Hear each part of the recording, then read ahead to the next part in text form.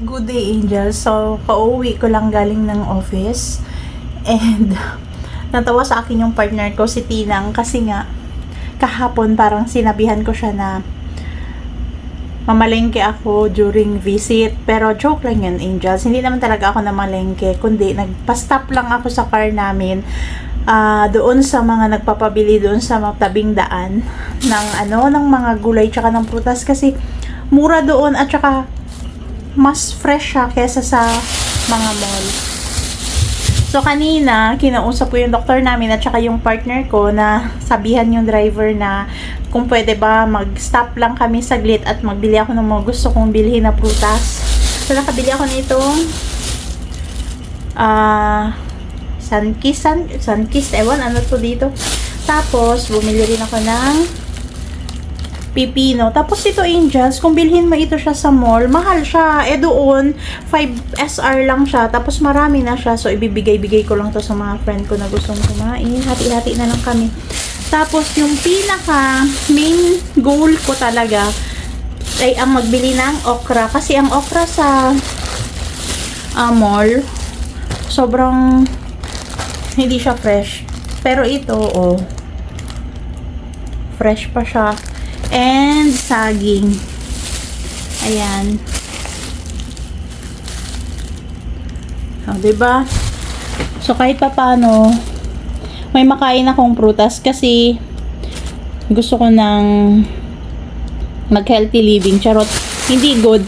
Medyo tumaas lang yung dugo ko kaya kailangan ko muna maglaylo sa mga hindi mabubuting food na pinapasok ko sa aking katawan dahil malapit na akong magbakasyon and ayaw ko namang pagbakasyon ko masakitin ako, hindi ma-enjoy ng mga anak ko at ng asawa ko yung presence ko pag uwi ko ng Pinas. So kailangan healthy tayo, Angels, and mabala ko kung naalis kami ngayon hapon is bibili ako ng mga tray para paglagyan ko ng mga prutas.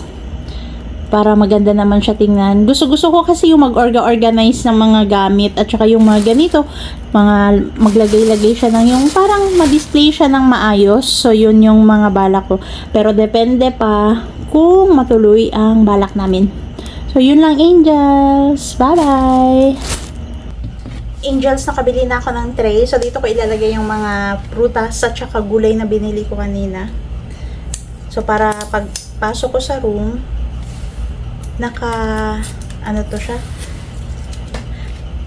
nakaayos na siya. Hindi ako pwede mag-ayos ng mga prutas doon sa room kasi tulog yung aking roommate. And night shift si ate. So, dito na lang ako mag-arrange sa kitchen.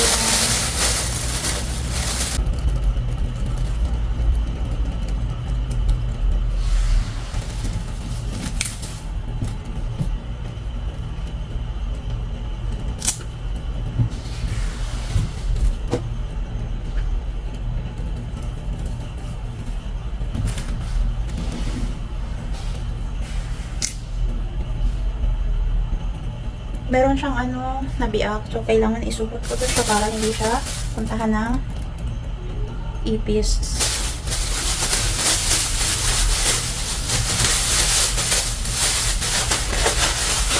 Para bukas, ito na lang yung kainin ko para hindi siya sayang.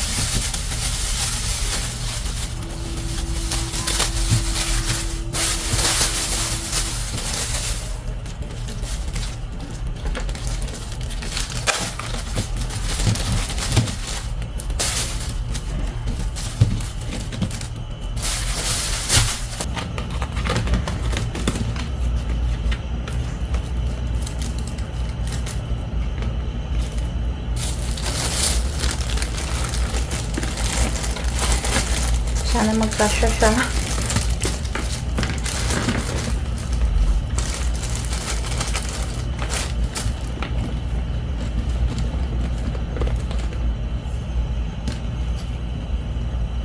Bukas, lutuin ko na yung iba nito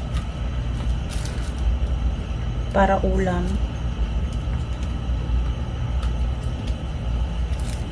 Yan. Cute. Ganyan kaliit yung mga okra nila dito, Angels. So, ito kailangan na siyang kainin.